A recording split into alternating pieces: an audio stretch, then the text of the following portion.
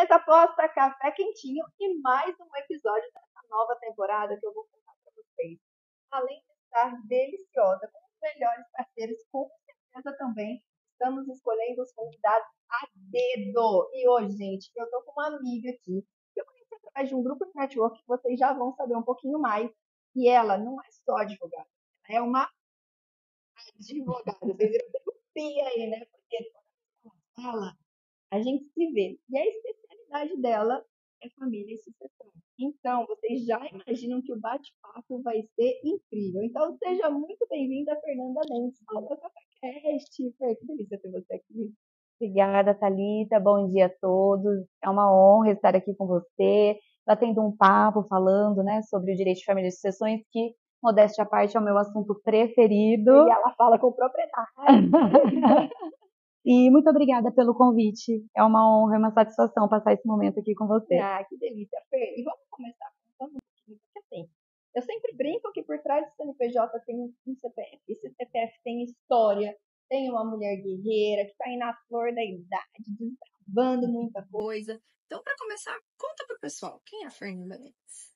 Bom, a Fernanda Mendes é uma mulher de 30 anos, que advoga desde os 23. Então, entrei na faculdade de Direito com 18 anos, me formei aos 23, já comecei a advogar. Especialista em Direito de Família e Sucessões, Que é uma um assunto delicado. Atualmente eu sou a presidente do BNI, Energitim, aqui de Araraquara, o grupo de networking de Araraquara. Mas quem é a Fernanda, na essência, é uma menina sonhadora. Eu falo que toda mulher não pode deixar de ter o lado menina na essência, né? Sonhadora, que luta pelo que quer, que vai atrás, estabelece os objetivos e corre atrás deles. Um coração gigante que ama estar com a família, com os amigos. E essa é a Fernanda, um pouco da Fernanda. Ah, que delícia! Ô, Fer, eu tenho uma curiosidade e eu acho que isso também é uma dúvida do pessoal de casa. O direito, ele traz por si só uma ambientação desfavorável, né? Sempre quando alguém te procura, ela tá com problema. Ninguém me convida para churrasco. Exato. Ninguém. E quando você fala de sucessão de família, sucessão e família, que a gente entra aí no divórcio, a gente entra em momentos, essa energia acaba sendo ainda mais densa, mais pesada. O que te levou para essa área? Como que você decidiu, falando, cara, eu quero estudar direito, eu vou ser advogada e vou atuar aqui? Nossa, Thalita, é muito engraçado, porque assim, quando eu comecei a faculdade de Direito, eu tinha o objetivo de entrar para a Polícia Federal. Então eu era bem assim, não, eu quero polícia, carreira policial e tal. Só que eu comecei a trabalhar no escritório de advocacia quando eu tinha 17 anos. E trabalhei fazendo estágio, guardando documento, atendendo o telefone, abrindo porta e guardando documento. E aí fiz a faculdade. Durante a minha faculdade eu fiquei nesse escritório e aí eu me apaixonei pela advocacia. Então esse foi o primeiro ponto que mudou.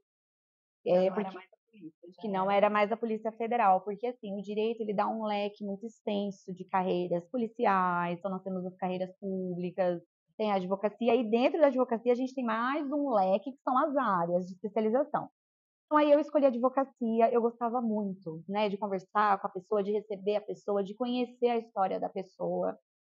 E aí decidi pela advocacia. E eu falei, poxa vida, uma das áreas mais rentáveis para quem está começando é o direito do trabalho. E aí eu fiz a minha primeira especialização. Então eu sou especialista também em direito e processo trabalhista. E nos meus primeiros anos, no meu primeiro e segundo ano, eu atuei muito na trabalhista. Muitas reclamações, defesas, audiências. Só que aí, e eu falava, não vou fazer direito de família nunca. Por quê? Os meus pais são divorciados.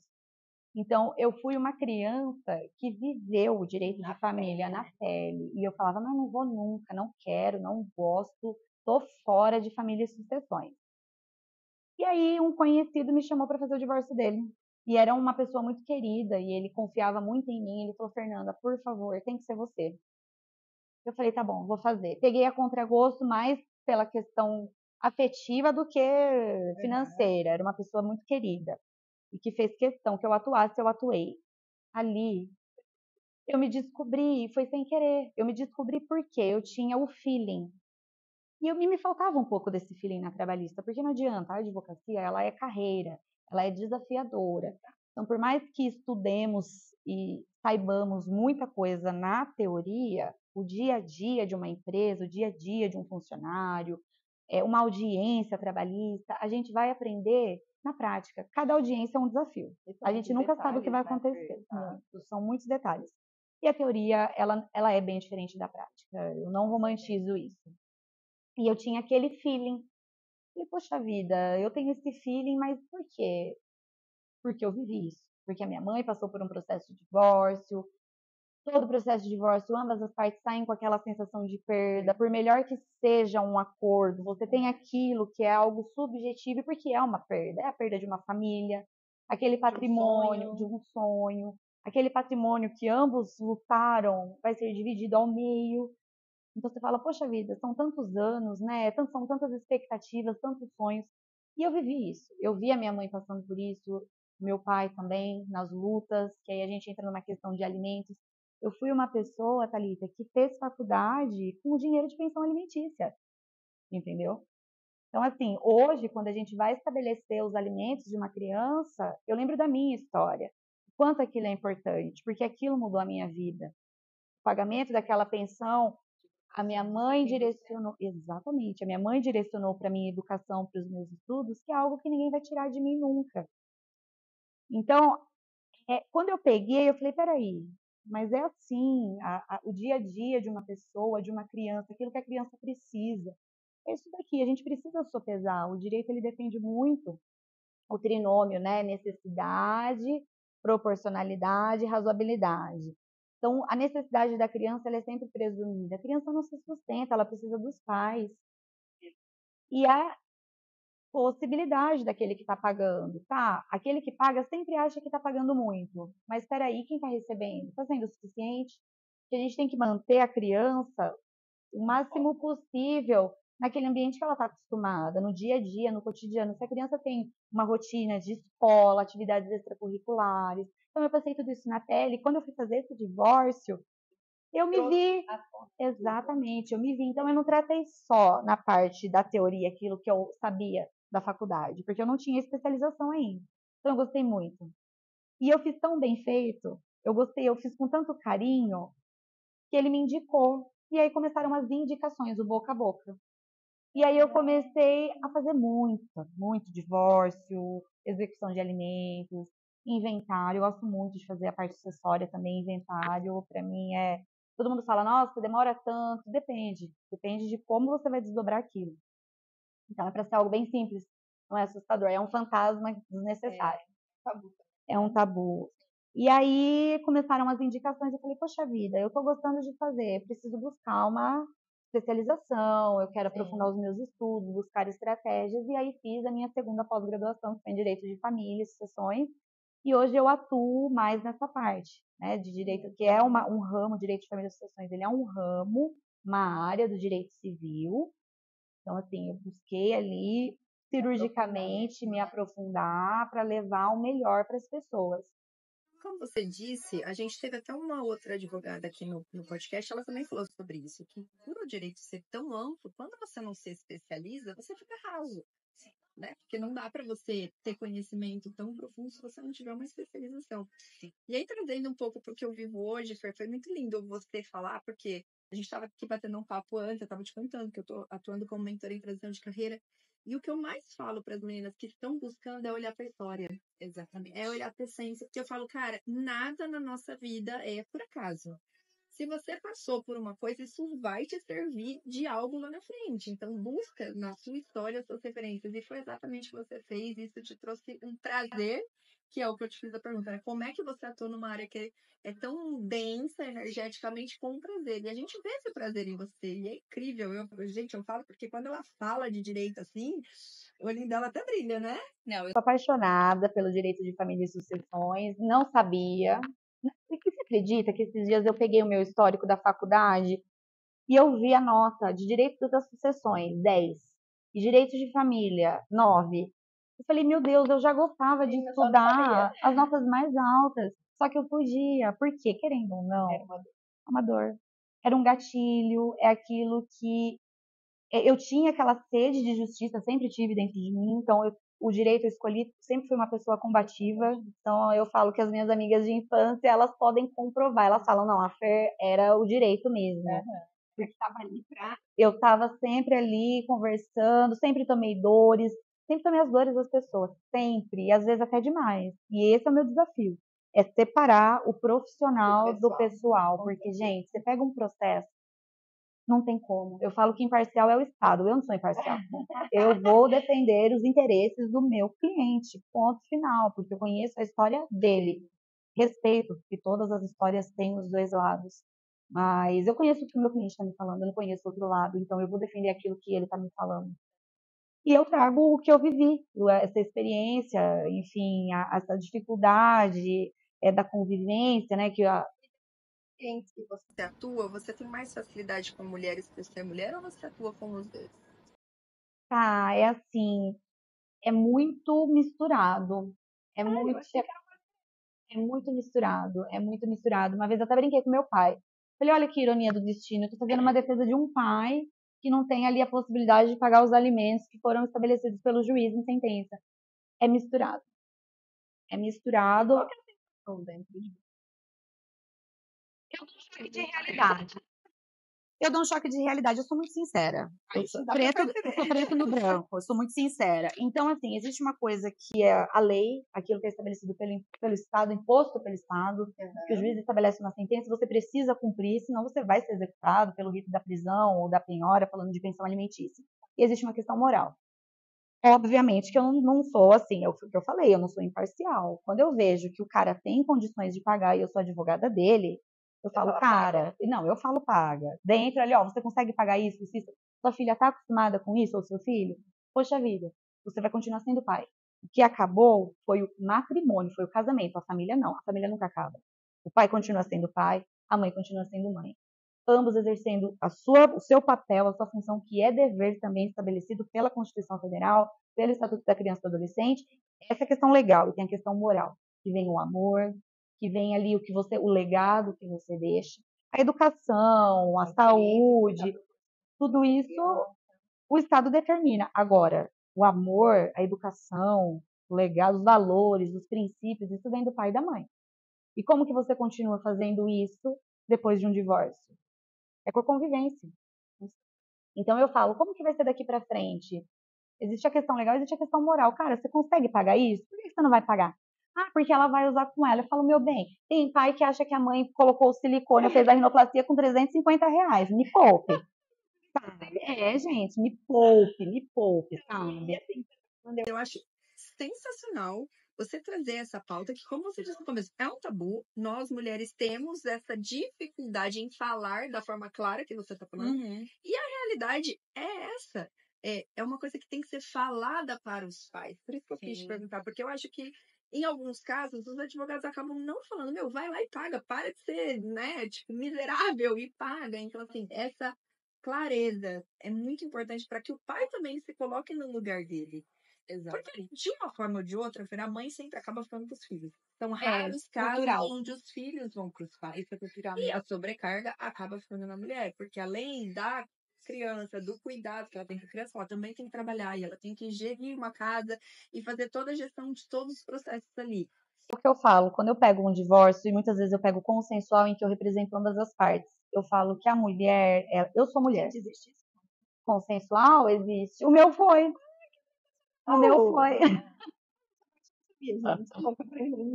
Divórcio não é o que eu sempre tento pela via consensual e inicialmente, porque eu falo para as pessoas, ninguém melhor do que vocês para estabelecer, para dividir o dia a dia, a rotina, os bens, porque o Estado, o juiz, representando o Estado, ele vai fazer de acordo com o que o Código Civil estabelece. Né? Tipo, pega a forma exatamente. Não é uma coisa pessoal. Não, exatamente. Você pega documento, aquilo que comprovou que foi adquirido, como que vai ser a partilha de acordo com o Código Civil e acabou. Já vocês não, entendeu? Então eu falo, gente, existe essa possibilidade? É a primeira pergunta que eu faço. Existe essa possibilidade? Vocês já pensaram em algo? Eu ouço muito. Não, não existe. Então o pau vai torar. Aí é litígio, aí é processo. E vamos fazer o que tiver que fazer. Não, porque tem alguns seres humanos, sim, os seres humanos que é bem difícil. Então, tudo depende da pessoa. Não, vamos tentar pela via consensual. Eu já fiz bastante, é a minoria no meu escritório, mas eu já fiz bastante. E aí eu represento ambas as partes e eu falo sobre a mulher. Sou mulher. Falo, a partir do momento que a mulher, ela casa, ela se torna esposa. Aí ela engravida, ela se torna mãe. Mas ela também é profissional. Então, vai acumulando funções. Então, ali, naquele dia a dia, já muda muita coisa na vida dela. Aí vem depois o divórcio, que muda mais ainda. Então, por isso que eu tento sempre deixar, quando envolve criança, quando envolve menor, criança e adolescente, é deixar dentro da rotina o máximo possível. Se o pai era habituado a levar para a escola, a levar para o balé, a levar para a atividade física, continue. Ah, mas eu vou ter que ver todo dia? Infelizmente, o filho é um vínculo eterno entre duas pessoas. Até os 18 anos. Ou pelo menos até os 18. Quando o filho pode sair. Exato. Exatamente, aí ele acaba, mas assim, é um vínculo eterno e que você vai precisar falar. Não tem casal que o litígio é tão difícil, é tão desgastante que eles se bloqueiam no WhatsApp. E aí você fala, como é que você vai conversar? Como é que você vai combinar? Horário de pegar, horário de levar embora? Como que isso vai ser no dia a dia? A normalidade na nossa cultura, né, Fer? Eu sei porque eu passei por isso em diversos momentos. Eu tive que ter esse afastamento bloqueado para que a gente pudesse ter um mínimo de convivência com outras pessoas. Abaixar poeira. Porque senão você entra numa energia tão tipo de guerra que você esquece que aquela pessoa passou um tempo da sua vida, é pai dos seus filhos, porque é tudo a ferro e fogo, né? E é o que eu tô te dizendo, muitas vezes as pessoas que estão ali, que têm que apaziguar isso são vocês, os advogados, porque vocês têm a razão e os envolvidos a emoção. Exatamente. E aí fica aquela turbulência, né? Sim. E o mesmo acontece na questão da sucessão, né? Que também são momentos onde muitas coisas acontecem que não eram esperadas. Então morre o provedor de uma família, às vezes com muito dinheiro, e aí aquela família começa a brigar por aquilo. Ou às vezes não tem nada. Esses dias eu estava ouvindo que teve um divórcio, não, uma sucessão de família, um inventário que estavam brigando pela galinha. Era tipo assim, oi? Eu falei, como assim? Então, assim, como que é nesse processo agora, saindo um pouco do divórcio, mas tendo essa separação de quando alguém morre Partilha. e a partilha tem que ser feita? Eu falo que o direito da família e das sucessões é a área que eu trabalho com a maior vulnerabilidade das pessoas, que é a perda. Seja em razão de um divórcio, seja em razão do falecimento, que é onde entra o direito sucessório. A lei, a gente sempre vai partir da lei. A lei, ela estabelece a ordem de vocação hereditária, então são os ascendentes, descendentes, cônjuges, né? Então aí depois a gente entra pelos colaterais, que são os irmãos, tem alguns casos que são tios. Eu peguei um caso que foi a tia, foi a única viva, era a única herdeira viva, ficou ali com o patrimônio com todos os bens deixados pela sobrinha. Então, a gente vai partir daquilo. É um momento que a gente precisa tratar com muita delicadeza, porque a pessoa está enlutada. Você acabou de perder um ente querido e sempre um está vivendo o luto e o outro está preocupado com a partilha dos bens. Está com a expectativa. Então eu falo sempre o seguinte, quando me procuram, a gente tem um prazo para fazer a abertura dessa sucessão, que é prazo de 60 dias. Então eu sempre falo, gente, pelo amor de Deus, tira uns 20 dias para ficar de luto. Tira uns 20 dias. Se você já tem um advogado em mente, chora, pensa, deixa a saudade bater vela, passa pelo processo do luto, para depois a gente vai pensar na partilha. Não tem, porque senão você vai tomar as decisões com base nas emoções e nem sempre aquele momento é o melhor momento de você decidir. Por isso que no direito das sucessões eu atuo mais tecnicamente. Lógico que sempre dando aquele acolhimento, porque é um momento muito difícil, mas a gente precisa partir ali do que a lei estabelece. Como que eu posso evitar uma discussão, uma grande discussão? Hoje eu trabalho muito com a parte do planejamento sucessório. Então, que é o antes, exatamente. Você faz aquele planejamento que é tabu, Thalita. Porque você vai falar de testamento. Ah, eu não quero morrer, mas peraí, a gente não tá falando que você vai morrer. A gente vai deixar ali para esse. Todos nós vamos morrer. Você só vai morrer com tranquilidade porque essas coisas vão estar organizadas. Exatamente. Eu falo, quando eu tiver filho ou filha, eu vou deixar um testamento que se eu morrer e o pai morrer, tal pessoa vai cuidar. Os testamentos, eles não precisam ser necessariamente de valores. Quem que vai cuidar do seu filho? Quem que vai cuidar do seu cachorro? Como que vai ser? Ninguém pensa, entendeu? E aí Aí fica vai, todo mundo enlouquecido, vendo o que vai fazer, como quem for, como as coisas que. exatamente. Então, eu tento abordar a parte do direito sucessório de uma forma mais técnica, e eu falo muito sobre o planejamento com os meus clientes. A grande maioria dos meus clientes já fez o planejamento através do testamento, através da doação, com reserva de usufrutos, porque faleceu. Que acontece? O Estado, qual que é o fato gerador daquilo? É o óbito. Então, o Estado, ele vai te cobrar um imposto pelo falecimento. Então, precisa pagar o ITCMD. Aí você precisa pagar advogado. Aí você precisa pagar as custas processuais de um inventário. Aí você precisa pagar. Custa muito caro morrer. Custa caro, gente. Custa Gente, no caro. Brasil custa caro tudo, mas morrer eu não sabia. É muito caro. Eu sabia que os inventários de quem tem uma grande quantidade era caro, mas eu não sabia que isso era para qualquer pessoa. Então. E aí, custa caro. Então, vai fazendo em vida, vai fazendo aquela partilha. Poxa, eu tenho isso, eu quero deixar isso com tal pessoa. Testa, faz o testamento. O testamento você pode dispor de 50% para quem você quiser. Então, se você é casado e tem filho, mas tem aquela pessoa que sempre cuidou de você, ou tem aquela amiga ou amigo muito próximo, aquela pessoa que esteve presente, como se fosse parte da família. Eu quero deixar isso para ela, deixa. Você pode, se tiver dentro desses 50% disponível, você pode. Ah, eu já fiz um testamento, isso foi bem interessante, que o pai sabia, eram 3 filhas, e ele sabia que uma das filhas não queria nem saber da herança, a outra não tinha, assim, juízo, e a outra sempre administrou. E ele falou, Fernanda, eu quero que ela administre tudo. O que eu fiz? No testamento, eu coloquei ela como administradora, por tantos anos nós estabelecemos um prazo, e dentro do CNPJ dele, nós mudamos a cláusula do contrato social que estabelece sobre o falecimento, como que vai ser a vida, como será a vida da empresa após o falecimento daquele sócio. Eu alterei, a JUSESP autorizou, a empresa era aqui do estado de São Paulo, a JUSESP aceitou, e nós deixamos tudo pronto. Ele deixou para fazer isso no momento mais próximo da morte, porque ele estava com câncer, lutou muito, mas desde o momento que ele descobriu, ele falou: eu vou precisar enfrentar isso, e eu quero que isso fique com essa filha cuide disso. Então a gente estabeleceu tudo, porque foram anos, gerações adquirindo aquele patrimônio, entendeu? E às vezes isso acontece muito, então dá pra gente. Vai vindo tanto flash na minha cabeça, porque a gente ouve tantas histórias e passa por tantas coisas, né? Que você fala, cara, seria tão simples se a gente tivesse um pouco mais de conhecimento sobre as causas, né? Porque o que você está dizendo é que é uma necessidade de todos.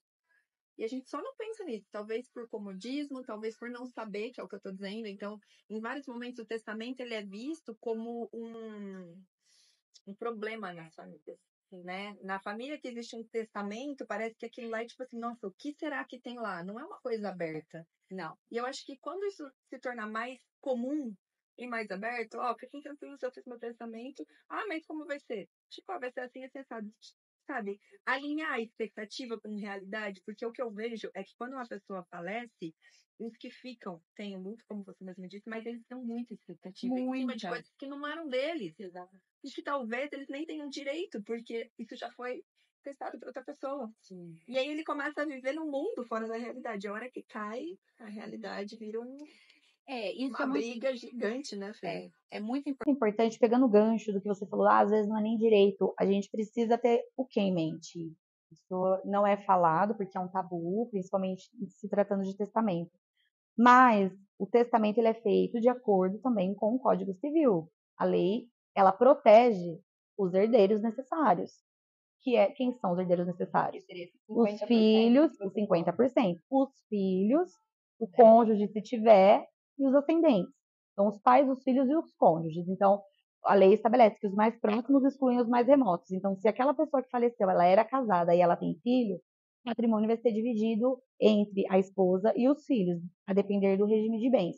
Aquele casal deixou filhos, o patrimônio, a herança vai ser dividida entre o cônjuge e os filhos. Aquele casal não teve filhos, vai ser dividido entre o cônjuge e os pais.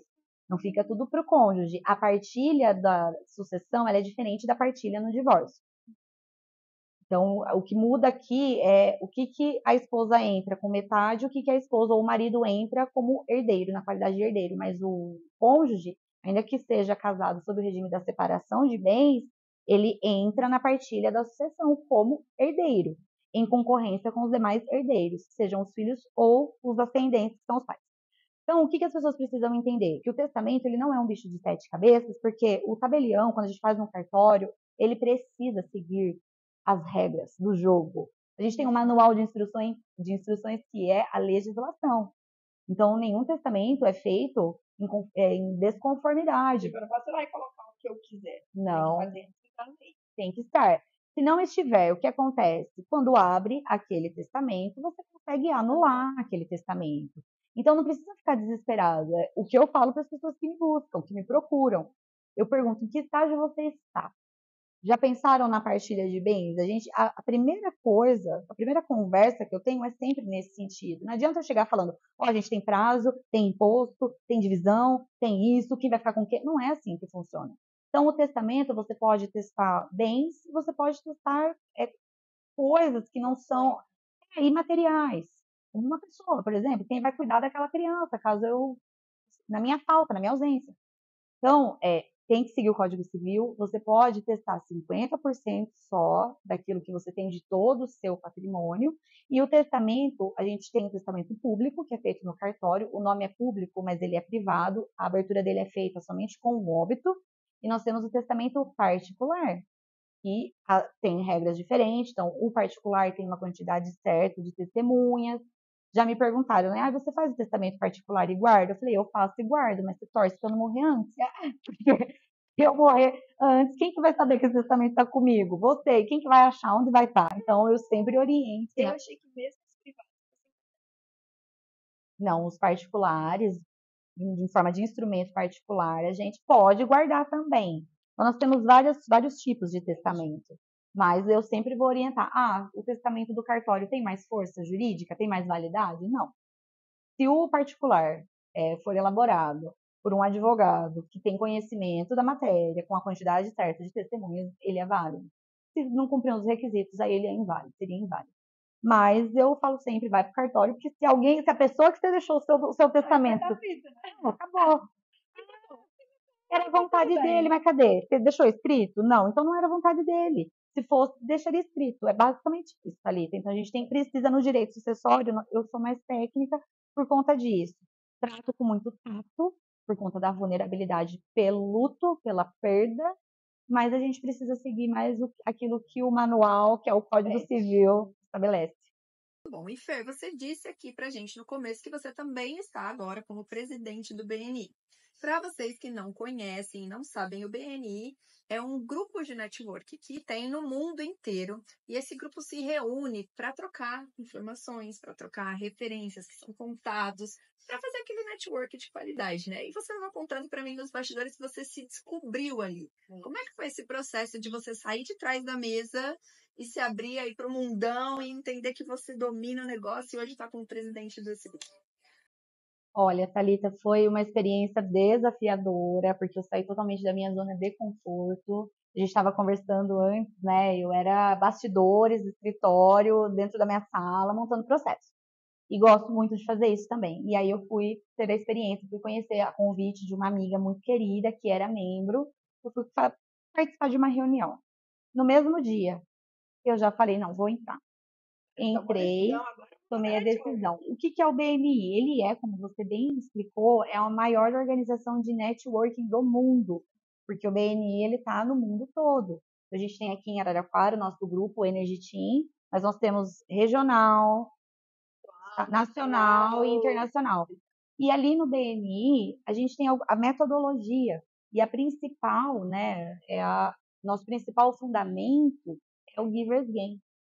A gente está sempre em busca de ajudar os membros através de referências, que é o que? A indicação do trabalho daquele membro. Quando você passa uma referência, quando você me indica como advogada para uma amiga sua que está passando por um divórcio, você já me conhece. Então, Muito caminho, né? Consequentemente, você me conhecendo, tendo confiança no trabalho que eu presto, você vai passar isso para sua amiga. E é isso que o BNI ensina. Da mesma forma eu com você. se eu souber de alguma mulher que esteja passando pela transição de carreira, eu vou indicar você, porque eu conheço a tua história. Então, essa é a essência do BNI, é ajudar, é o networking, é aprender. Então, nós temos a nossa metodologia e eu aprendi muito a fazer o networking, porque Se vista, a ter essa troca, né? Porque às vezes ficar o tempo inteiro dentro de um escritório te deixa ali meio Antissocial. na zona de conforto, não preciso falar com ninguém, o cliente vem até mim, eu sento, faço o que eu tenho que fazer e pronto. E não é só isso, né? E, gente, para você que tá aí em casa falando, nossa, mas será que tem aqui na minha cidade? Sim. O BNI tá em quase todas as cidades. Entrem aí na internet, busquem o grupo de vocês e com certeza, como mudou pra Fer, mudou pra mim, vai mudar pra vocês também. Então é só uma dica a mais aqui nesse programa de hoje. E para finalizar, você hoje tem o seu escritório. Você atua aqui em Araraquara, atua na região também? Atuo na região. Atua em Araraquara e região. Conta um pouquinho pra gente como que tá esse movimento, o que que você pode trazer pro pessoal que tá aqui. gente, eu mudei de escritório, estou passando por uma reforma, estou de cabelo em pé, tá ali, todo do céu, cada dia é uma novidade, gente, mas estou com um escritório, agora meu escritório fica ali no Edifício América, é um lugar bem seguro, porque às vezes a gente tem hora para entrar, mas não tem hora para sair, então esse foi um dos requisitos que eu busquei, a segurança. Então eu estou atendendo lá no Edifício América, faço atendimentos online também, porque eu atendo em Araraquara, Américo, São Carlos, Ribeirão, São Paulo, tem alguns clientes de lá. E todos estão aí convidados a baterem um papo comigo também, tomar um cafezinho. Você que ouviu sobre o direito sucessório, sobre o planejamento patrimonial sucessório, é muito importante, gente. É um tabu que precisa ser quebrado. Tanto o planejamento para o Me casamento. várias ideias aqui, porque Exato. realmente não dá pra gente esperar morrer e ficar lá de cima torcendo pra alguém fazer o que a gente quer aqui, Não, né? não dá, não dá. E aí a gente consegue trazer segurança para quem você quiser, sabe? Para o seu filho, para sua mãe, para o seu irmão. Cada família tem os seus pormenores. Thalita, eu agradeço. Ai, foi demais. Eu tenho certeza que o pessoal aí tirou muitas dúvidas, eu, pelo menos, várias coisas aqui que eu não sabia. E assim, tá super convidada a voltar. Eu sei que seu escritório tem mais pessoas. Quando quiser vir bater papo, a gente adora, porque a intenção do No Café é levar informação e conteúdo de qualidade. E é o que você tá falando, existem muitos tabus, principalmente quando a gente fala de direito, que as pessoas, como eu falei, só buscam na hora do desespero, elas acabam cometendo um monte de erro por não ter se precavido, por não ter pensado nisso antes. Então, trazer esse tipo de informação, essa clareza, para o pessoal que está em casa começar a ficar ligado nesse ponto. Poxa, por que eu vou esperar? Deixa eu procurar um advogado, deixa eu entender um pouco mais, deixa eu saber se está no momento. Então, assim, foi espetacular seu conteúdo. Eu que te agradeço. Ai, obrigada. E você falou uma coisa muito importante, gente. Eu sou a especialista em família e sucessões, mas o meu escritório ele é composto só por mulheres. Então, a gente tem a doutora Larissa, que é a especialista em direito previdenciário, e a doutora Raquel, que faz a parte trabalhista. Então, a gente tem toda essa assessoria aí, cada uma na sua área, porque é aquilo que a gente conversou. Quem faz tudo não consegue fazer nada. Então, nós buscamos esse segmento. Então, pessoal, é isso, Fer. De novo, muito obrigada pela sua participação. Foi de extrema valia. E você que está em casa, fique ligadinho, porque toda semana tem um assunto novo, um convidado novo e sempre com conteúdo de qualidade, trazendo aqui para nossa mesa ou para o nosso sofá convidados mais que interessantes. Fer, obrigada, viu? Eu que agradeço. Pessoal, até semana que vem com mais Tchau, um tchau. do Café Cash.